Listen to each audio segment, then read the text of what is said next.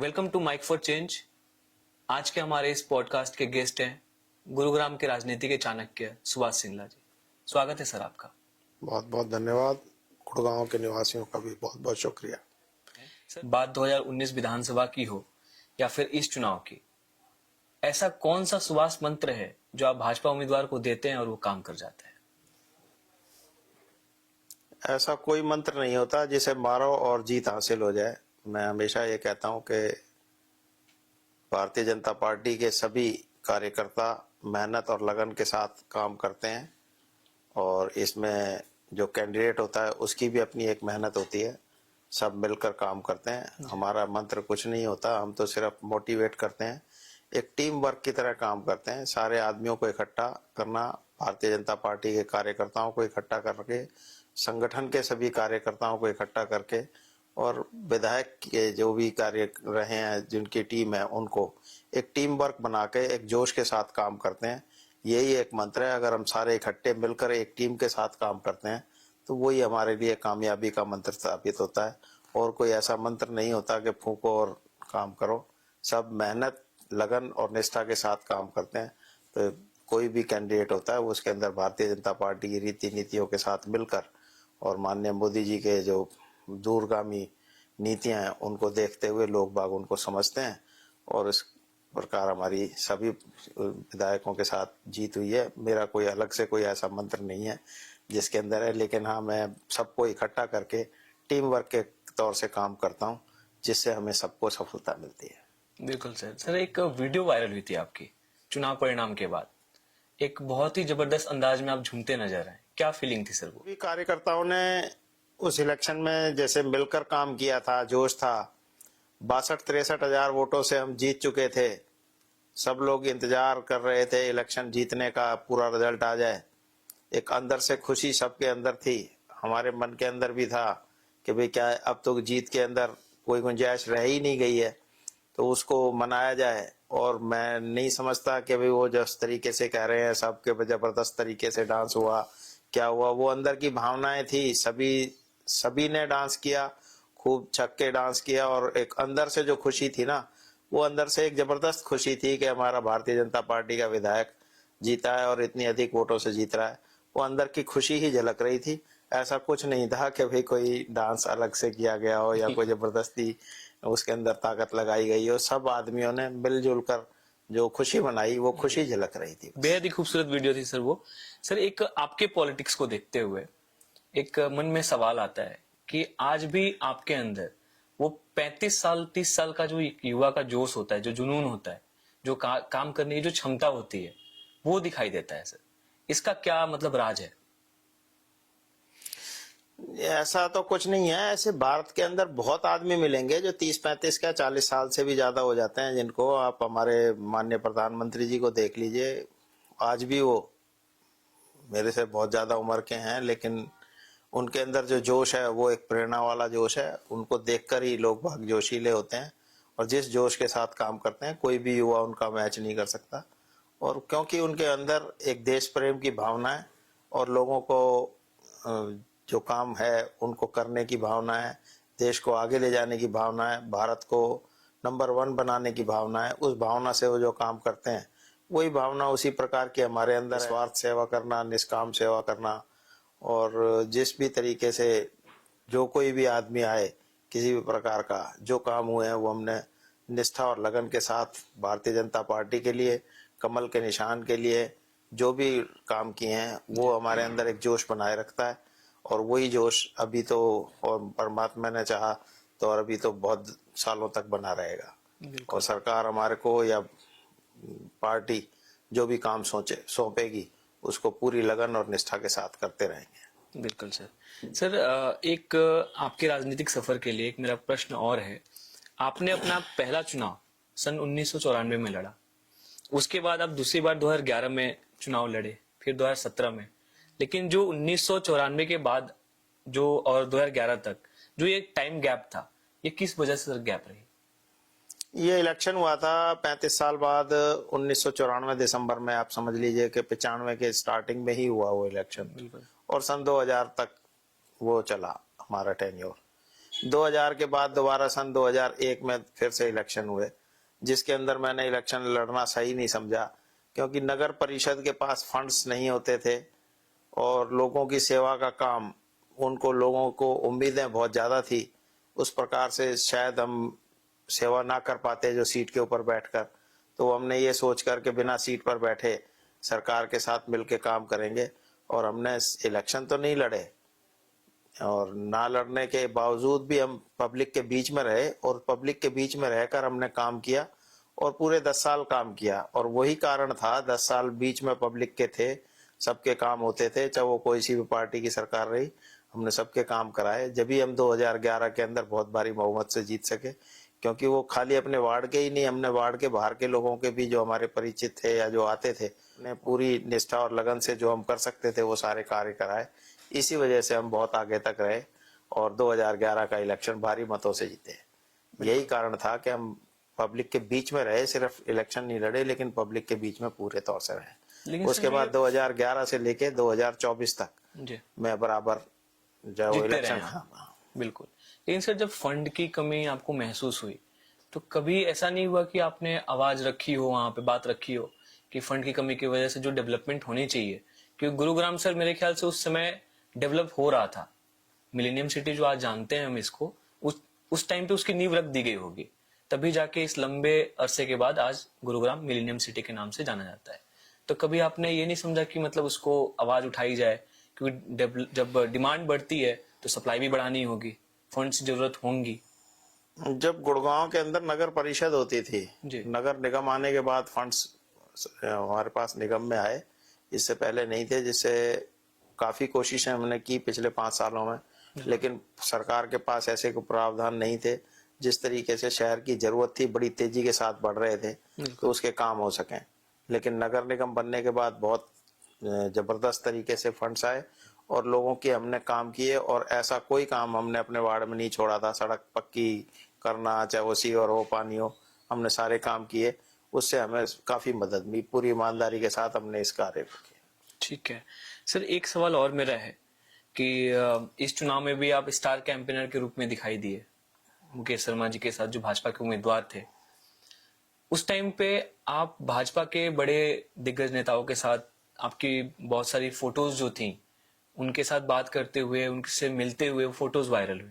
वो क्या बातचीत थी? मैं अपने आप को स्टार कैंपेनर नहीं मानता, लेकिन जो पार्टी वो ने तो है मेरे सर दिल आप, में, क्योंकि हर मेरे प्रोग्राम में आप दिखाई दे रहे थे। ऐसा नहीं है वो कि भाई क्या है, वो आप लोग कह रहे हैं, पर मैं तो एक साधारण कार्यकर्ता रहा हूं, और उसी नाते मेरे ऊपर जो माननीय पीयूष गोयल जी गुड़गांव आए और माननीय नितिन गडकरी जी गुड़गांव आए, इन दोनों रैलियों का संभालने का भार सौंपा गया, जिसे मैंने सभी कार्यकर्ताओं को के साथ, संगठन के लोगों के साथ और मुकेश जी की टीम के साथ मिलकर बड़ी सफलता पूर्वक किया। और जो आप कह रहे हैं कि उनके साथ वायरल हुए, तो उन लोगों ने, मैं फोटोज उनके, की काफी चर्चा रही उस दौरान। मैं सिर्फ उन लोगों के साथ यही कहना चाहूंगा कि उन्होंने जिस ढंग से बात किया, मैंने बहुत कुछ मुझे सीखने को मिला, और उन्होंने इस बारे में गुड़गांव की समस्याओं के लिए क्या हो सकता है, क्या समस्याएं कैसे हल हो सकती है, और बहुत ब्रीफ में हमने बात की थी। वही अगर कोई फोटोएं होंगी जो वायरल हुई हैं, तो उस टॉपिक के ऊपर उन्होंने उसको सुना, समझा, और उसको अनाउंस भी किया कि हम आगे आकर इस तरीके से करेंगे, गुड़गांव को जिस तरीके से विधायक जी चाहेंगे उनकी हम पूरी मदद करेंगे। वही समस्याएं जो थी वही डिस्कस की गई थी, और जो विकास कैसे होगा उस बारे में ही बातें हुई थी।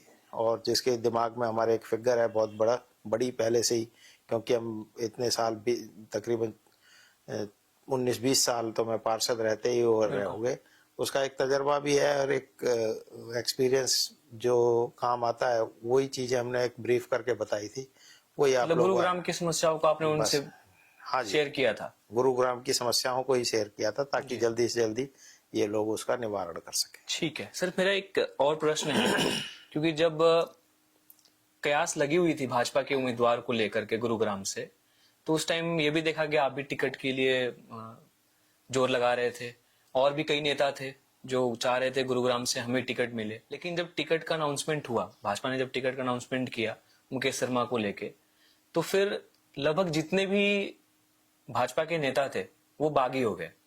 सुभाष सिंगला नहीं हुए, क्या रीजन है सर? सुभाष आपने वो सिंगला नाराजगी सर दिखाई नहीं। सुभाष सिंगला भारतीय जनता पार्टी का एक कार्यकर्ता है, समर्पित कार्यकर्ता है, तो उसका नाराजगी का कोई मतलब ही पैदा नहीं होता। हालांकि जब टिकट अनाउंस हुई थी तो मेरे कुछ समर्थकों ने जी। कुछ नाराजगी शो करी थी, तो मैंने 5 मिनट के अंदर ही पोस्ट करके उनको समझाया और पोस्ट करके कह दिया था कि हम मुकेश शर्मा के साथ हैं, मुकेश पहलवान के साथ हैं और इसको निस्वार्थ भाव से पूरी मेहनत और लगन के साथ जिताएंगे। और हम कहीं पर भी नहीं है हमारा, क्योंकि एक शुरू दिन से ही, चाहे वो पब्लिक मीटिंगें थी, चाहे वो संगठन की मीटिंगें थी, चाहे किसी भी प्रकार की मीटिंगों के अंदर हमने हमेशा कहा कि भाई हम कैंडिडेट जरूर हैं, लेकिन अगर टिकट नहीं मिला, जिस भी आदमी को टिकट मिलेगा हमने उसके साथ इलेक्शन लड़ना है, उसके साथ ही उसकी मदद करनी है। हमारा कैंडिडेट कमल का फूल है, ना कि हमारा कैंडिडेट कोई और है। इसलिए जब हम अपनी बातों के ऊपर खड़े हैं, एक क्लियर कट विजन हमारा दिमाग में रहता है कि जो हम कह रहे हैं वो अपनी बातों से पूरे उतरते हैं। हमने जब कहा था कि भाई हम चाहे कुछ भी हो जाओ, कमल के फूल को जिताना है, उसी के लिए हमने हाथ के हाथ काम चालू कर दिया था, ताकि लोगों के अंदर कोई किसी किस्म का भ्रम पैदा ना हो।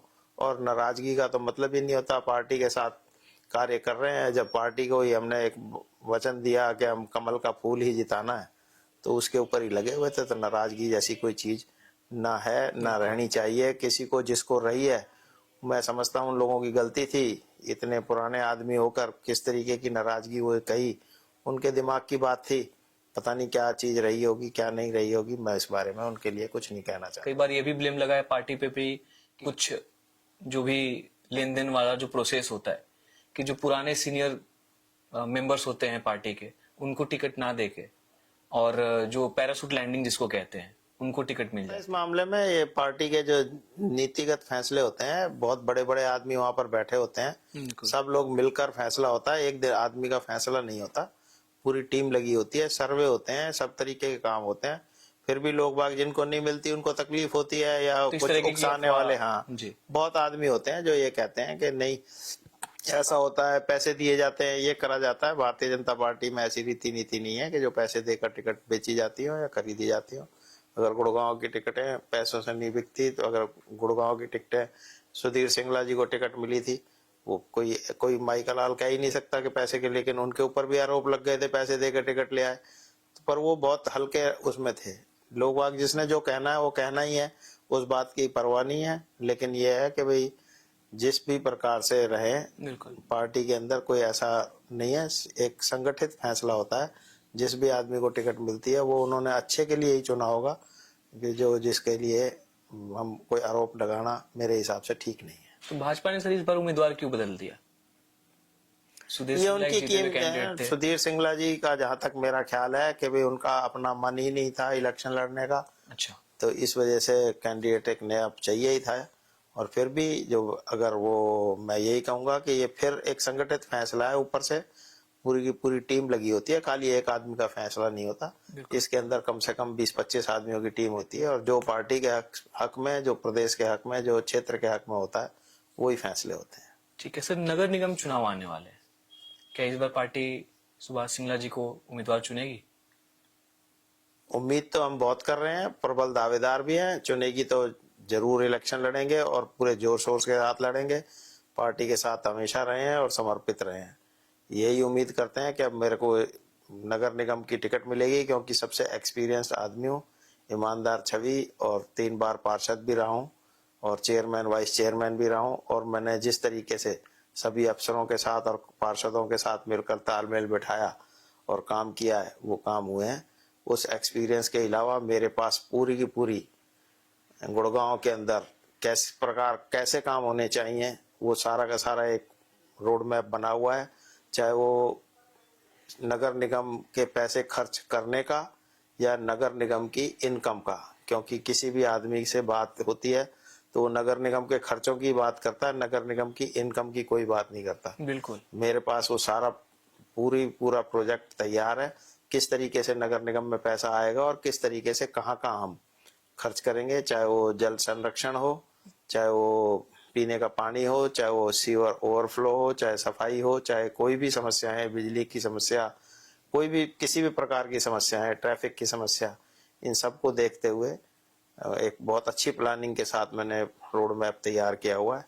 ये मेरे को उम्मीद है मिलेगी टिकट, और मैं जरूर उसको अंदर अब सारे कार्यकर्ताओं के साथ मिलकर ये विजय पार करेंगे। अगर किसी वजह से पार्टी ने समझा कि किसी और को टिकट देनी है तो मेरा कोई विरोध भी नहीं रहेगा और मैं उसके साथ मिलकर लड़ूंगा, और भारतीय जनता पार्टी का कार्यकर्ता हूँ, भारतीय जनता पार्टी के साथ ही रहूंगा। पर मैं उम्मीद करता हूँ कि भाई मेरे को टिकट लास्ट आपने एक पॉडकास्ट में आपने एक बहुत ही ब्रीफली सारी प्लानिंग तो आपने उस पर शेयर नहीं की थी, लेकिन आपने ये जरूर बताया था कि गुरुग्राम को कूड़ा मुक्त, गुरुग्राम को और भी स्वच्छ बनाया जा सकता है। बहुत सारे हिस्सों पे आपने चर्चा भी की थी। अगर सर ये पॉसिबल है तो सर इसके पहले जो भी रहे हैं या जो भी हैं वर्तमान में, उन्होंने इस चीज को इम्प्लीमेंट क्यों नहीं किया सर? ये तो एक आइडिया है, ऐसा तो नहीं होता कि भाई जो काम पहले नहीं हुआ कभी आगे भी नहीं होगा, ऐसा मैं बिल्कुल नहीं मानता। एक आइडिया है, मैंने काम किया हुआ और मैंने पहले कराया था। इस आइडिया के ऊपर नगर निगम चला भी है, और आपने महसूस करा होगा बहुत सारी जगह ट्रैक्टर ट्रॉली और डस्टबिन रखे गए हैं जिसके अंदर कूड़ा वहां डल रहा है, और सफाई होने के बाद ट्रैक्टर ट्रॉली वगैरह डल आ गई है जिसमें कूड़ा वहां डलने लगा है। जो मैंने सुझाव दिया था उसके अंदर पॉडकास्ट के बाद की बात, पॉडकास्ट के बाद इस टाइम लगने लगे हैं, ट्रैक्टर ट्रॉलियां लगने लगी हैं, और मैं उम्मीद करता हूं कि पूरे तरीके से इसके ऊपर अगर अमल होगा तो सड़क पर कूड़ा नहीं होगा, कूड़ा हाथ के हाथ उठेगा और जाएगा।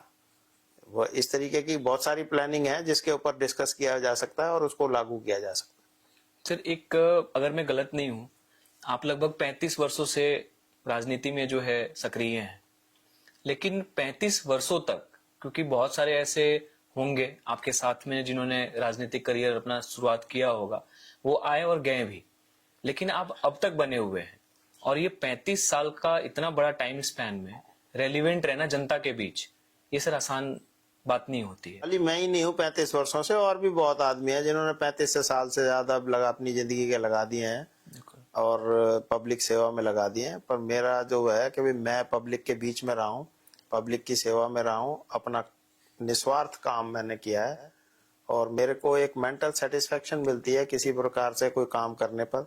मैंने जो बताया कि भाई किसी भी कोई आदमी आता है तो ये मानकर आता है कि मेरा ये काम करा सकता है, कोई और दूसरा आदमी शायद ना करा सके, इसलिए वो मेरे पास आता है।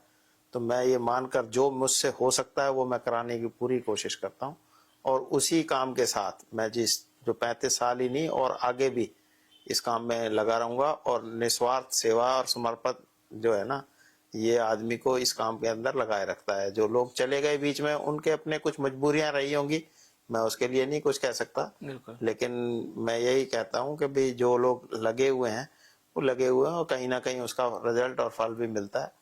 और इसी तरीके से मैं तो सबको यही कहूंगा कि अगर कोई किसी किस्म की को पर्सनल परेशानियां ना हो तो देश के लिए आगे आना चाहिए। हमारी एक संस्था है सांस्कृतिक गौरव संस्थान, जो हमेशा वो बताती है, जिसका मैं हरियाणा का प्रदेश का अध्यक्ष भी हूँ, जो ये कहती है कि हर एक आदमी अपनी उसकी बात करता है कि भाई मेरे हक क्या है, पर जो उसके कर्तव्य क्या है उसके ऊपर कोई ध्यान नहीं देता।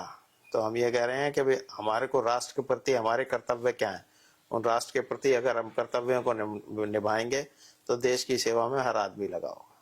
निराश होते हैं सर आप असफलताओं से?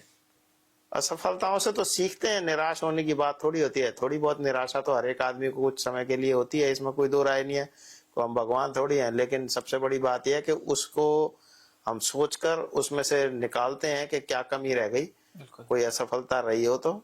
लेकिन असफलताओं की पोजीशन से हमारे को हमेशा सफलता के ही रास्ते खुले हैं, और उसी से हमने सफलताएं पाई हैं। बढ़िया सर एक और सवाल, आप काफी समय से राजनीतिक के अलावा भी आप बहुत सारे ऐसे जो संस्थाएं हैं, जैसे रोटरी क्लब है जिनका आपने जिक्र अभी किया, उन सब से आप जुड़े हुए हैं। ऐसे बहुत से संस्थाएं हैं, जैसे आपने लास्ट पॉडकास्ट में आपने जिक्र भी किया था कि बहुत सारे संस्थाओं के साथ आप जुड़े हुए हैं, किसी के आप फाउंडर मेंबर भी हैं।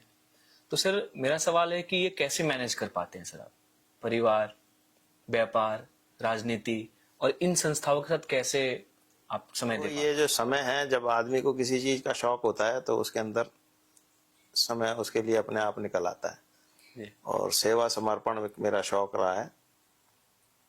गुड़गांव रोटरी क्लब जो हमारा सबसे पुराना क्लब है उसके अंदर मैं मेंबर हूँ जी। और तकरीबन 40 साल से उसमें मेंबर हूँ मैं। और उस संस्था की तरफ से हम एक रोटरी पब्लिक स्कूल चलाते हैं, अच्छा जी। जिसके अंदर तकरीबन 2000 बच्चों में से 600 बच्चे 650 बच्चे फ्री ऑफ कॉस्ट पढ़ते हैं, जिसके अंदर उसी मेन स्ट्रीम गुरुग्राम के बच्चे हैं सर। हाँ गुरुग्राम के ही बच्चे हैं और मेन स्ट्रीम में बच्चे पढ़ते हैं। किसी को ये नहीं पता ये फीस वाला बच्चा है या बिना फीस वाला कोई बच्चा है, डिस्क्रिमिनेशन कोई डिस्क्रिमिनेशन नहीं है। तकरीबन 600 650 बच्चे उसी स्ट्रीम में पढ़ते हैं। और इसी साल से एक और चालू किया है प्रोग्राम, जिसके अंदर शाम को क्लासेस लगाई जा रही हैं, जिसमें तकरीबन 100 से ज्यादा बच्चे आ रहे हैं। उनको भी क्लब की तरफ से फ्री में यूनिफॉर्म, किताबें, बस्ता, जूते, सारी चीजें फ्री दी जाती हैं और शाम के टाइम में उनको पढ़ाया जाता है, जो आसपास के इलाके के बच्चे वहाँ आते हैं। अगर कोई आदमी वहाँ पर, हमारा टारगेट है वो पहली क्लास से 5वीं क्लास तक की शिक्षा दे रहे हैं। अगर हमारे को वहाँ पर कोई भी आदमी वहाँ पहुँचाने की रखता हो, अपनी कुछ सेवाएं दे सकता हो बच्चों को, जी। तो हम उनको फ्री पढ़ा देंगे। चाहे वो 500 तक की बच्चे जाएं तो हम पढ़ाने के लिए सक्षम हैं। वे ऑफ कांटेक्ट क्या रहेगा सर इसका? Way of contact rotary club Gurgaon है जी। और सुभाष सिंगला है, रोटरी क्लब का प्रधान हूँ मैं। जी। और इस साल के जो प्रधान हैं मनमोहन बरारा जी, वो हैं। रोटरी पब्लिक स्कूल है, वहां पर भी जाकर आप पता कर सकते हैं, तो वो उसके अंदर कोई समस्या नहीं है। बिल्कुल। दूसरे एक थैलीसीमिया सेंटर चलाता है हमारा क्लब, जिसके अंदर तकरीबन 180 बच्चों को हर महीने ब्लड चढ़ाया जाता है, जो एक बहुत बड़ा काम है और फ्री ऑफ कॉस्ट, किसी से कुछ नहीं लिया जाता, जिसके लिए हमारे एमपी जैन हैं इंचार्ज, वो देख रहे हैं और उनकी देख रेख के अंदर ये सारा काम हो रहा है। बाकी क्लब के अंदर जितने भी हैं तकरीबन 30 लाख रुपए 40 लाख रुपए साल का खर्चा आता है, जिसको क्लब आप लोग बियर मिलके करता बियर है, करते हैं? वो मिलकर बियर करते हैं, CSR से बियर करते हैं, सारे इंतजाम हो जाते हैं, ऐसा कुछ नहीं है जी। मैं गुड़गांव शमशान भूमि का भी प्रधान हूँ और वहां पर भी हम, कोई आदमी गरीब आता है जो आके कहता है कि मेरे पास संस्कार के पैसे नहीं है, उसको हम फ्री कर देते हैं। कोई ऐसी कहीं कंपल्शन नहीं है किसी भी। और मुझे लगता है कि अब हमारे यहाँ गुड़गांव के अंदर ये सबसे सुंदर और साफ जगह बनी हुई है और अभी हमने वहां पर एक टॉयलेट बनाया है जो किसी भी मॉल से के टॉयलेट से कम नहीं है। शमशान घाट के अब हम वहां पर आगे तैयारी कर रहे हैं कि तकरीबन 150 गाड़ियों की मल्टी स्टोरी पार्किंग बनाए। इस तरीके के काम के लिए तैयारी हो चुकी है, नक्शे बन गए हैं, अब देखकर मिलकर उसको काम को करेंगे। और हम वहाँ पर सारी सेवाएं वहाँ पर लिख कर रखी हुई हैं शहर के अंदर, जिस तरीके से और सब जगहों पर थोड़ा बहुत लोगों की शिकायत आती है कि वहाँ पर बड़े पैसे मांगते हैं, क्या करते हैं, पर हमने यहाँ पर सबकी फिक्स रेट करके और लोगों को बहुत उसके अंदर संस्कार की व्यवस्थित ढंग से हमने प्रोग्राम दिए हुए हैं। इस तरीके से बहुत सारी संस्थाएं हैं। एक एक्यूप्रेशर सेंटर चलाते हैं जिसका प्रधान हूं मैं। तकरीबन 80 पेशेंट रोजों 70 से 80 पेशेंट की रोजाना OPD है, रोज आते हैं, जो पैरामेडिकल एक वो उपचार है जिसके अंदर आपको मालिश और नसें दबाकर उसका पुराने से पुराना इलाज किया जाता है। तो वहाँ पर भी हम लोगों को सेवा बड़ी साफ सुथरे तरीके से कम रेटों में, जिसमें नो प्रॉफिट नो लॉस पर चलाते हैं। ऐसी बहुत सारी संस्थाएं हैं जिसके अंदर हम काम कर रहे हैं, पर शौक होने की वजह से सब जगह समय मिल जाता है और सारा काम, फिर वही बात आती है, एक टीम बनती है और टीम के तौर से ही अकेला आदमी कुछ भी नहीं। सर जरूरी होता है कि उस टीम तो बन जाती है, वो सब मान सम्मान करते हैं और टीम बनती है और काम होता है। मैंने तो ये देखा बड़े से बड़े काम गुड़गांव के अंदर हमने किए हैं, चाहे वो कहीं पर भी हो, पैसे से कभी कोई काम नहीं रुका, पैसा आ जाता है, काम करने वाले होने चाहिए, पैसे सवाल। लीडरशिप सर स्ट्रांग होनी, जैसे मोदी जी हैं। नहीं, मैं तो खैर अपने आप को नहीं मानता इतना बड़ा लीडर या लीडर, एक समर्पित कार्यकर्ता हूँ, वही करता हूँ और मन लगा के काम करता हूँ, मुझे परमात्मा उसमें सफलता। क्रिकेट में रुचि रखते हैं? मेरा खेलों में तो शौक रहा थोड़ा बहुत, क्योंकि समय ज्यादा नहीं निकल पाता था, लेकिन मैं गुड़गांव क्रिकेट एसोसिएशन से जुड़ा रहा बहुत अरसे तक। गुड़गांव के अंदर जो 95 से 2014 तक, इससे भी पहले से जुड़ा हुआ हूँ जी। मैं, जो वो तो आप पद की बात कर रहे हैं जी। यहाँ पर हमारे OP तनेजा जी जनरल सेक्रेटरी होते थे, उनका एक जनून होता था क्रिकेट का, इसमें कोई दो राय नहीं है। आजकल ये पद से पहले की बात है, डिस्ट्रिक्ट क्रिकेट एसोसिएशन की, district Gurugram. Cricket association Gurgaon के अंदर अभी भी वो हैं जिंदा, और जी। डिस्ट्रिक्ट क्रिकेट एसोसिएशन के सर्वे सर्वा हैं। और उन्होंने जितनी ये मेहनत की है, जिंदगी लगा दी है ओपी तनेजा जी ने, उसका कोई मैच नहीं है। हम तो उनकी टीम के साथ जुड़े हुए थे बस, जी। उसमें कोई दो राय नहीं है। लेकिन वहां पर उन लोगों ने यहाँ पर मैच जो कराए, रणजी ट्रॉफी के, देवधर ट्रॉफी के, और जितने भी नेशनल मैच थे, एक दो महिला इंटरनेशनल मैच भी हुए हैं। ये गुड़गांव पहले होते थे नेहरू स्टेडियम के अंदर, जी। फिर इसके बाद ताऊ देवीलाल स्टेडियम, और उसी समय में हम टेरी ग्राउंड जो दिल्ली बॉर्डर पर है उसके अंदर बहुत हमने मैचेस कराए हैं। और गुड़गांव की टीमों के लिए भी और की टीमों के लिए बच्चों को बहुत प्रोत्साहन दिया है। इसमें सारा श्रेय जो रहा वो श्रीमान ओपी तनेजा जी का है। काफी बुजुर्ग हो गए हैं, लेकिन अभी भी उनके दिमाग से क्रिकेट नहीं निकली है। कभी भी उनके साथ बैठते हैं तो लगता है कि हाँ भाई, अभी भी आज भी क्रिकेट पे ही चर्चा होती है, उनके खुराक है वो। जी। क्या कोई ऐसा भी है जो नहीं चाहता Subhash Singla main stream politics में आए? मैं तो नहीं कह सकता कि भाई कोई नहीं चाहता हो या चाहता हो। इस चीज की तो ज्यादा परवाह नहीं करनी चाहिए कि कोई नहीं चाहता या चाहता है। सभी लोग मुझे चाहते हैं। मैं तो ये जानता हूँ कि भाई जो नहीं चाहने वाले हैं वो अपने दिमाग से काम कर रहे होंगे। उनको कोई चीज मेरी शायद अच्छी ना लगती हो, या उनका कोई अपना मतलब हो, इसलिए हो सकता है कोई नहीं चाहता। पर मैं ये नहीं मानता कि मेरे को ना चाहने वाले भी गुड़गांव के अंदर होंगे। मेरे सभी प्यारे हैं, जी। सभी लोग मुझे बहुत प्यार करते हैं, मन से प्यार करते हैं। मुझे नहीं लगता कि ना चाहने वाला कोई गुड़गांव के अंदर कोई होगा। बिल्कुल सर। हर सुबह सर आपकी एक पोस्ट आती है रामलला से रिलेटेड। अयोध्या गए सर, दर्शन हुई? मैं अयोध्या नहीं गया, लेकिन मैंने, हमारी एक संस्था है, मैंने आपको बताया, सांस्कृतिक गौरव संस्थान, जी। जिसके अंदर उनका प्रोग्राम बन रहा है कि हम तकरीबन 150 आदमी इकट्ठे होके वहां पर मंदिर जाएंगे। पूरे सभी आदमी, बुजुर्ग, जवान, महिलाएं समेत, फैमिली के साथ। तो अब बनाने का प्रोग्राम बन रहा है, तो क्योंकि अभी तक भीड़ ज्यादा थी तो हमने वहां पर बात भी करी माननीय चंपत राय जी से। तो उन्होंने बताया कि भाई आप 15 दिसंबर के बाद आएंगे तो भीड़ जरा कम होगी और आपको अच्छे से दर्शन हो जाएंगे। तो हमारा प्रोग्राम है 15 दिसंबर के बाद जाने का, तो कोशिश करेंगे 100-150 आदमियों का पहला जत्था हम वहां पर पूरी टीम के साथ जाएं और दर्शन करके आएंगे। हमारा पूरा विश्वास है उनके अंदर और आस्था है।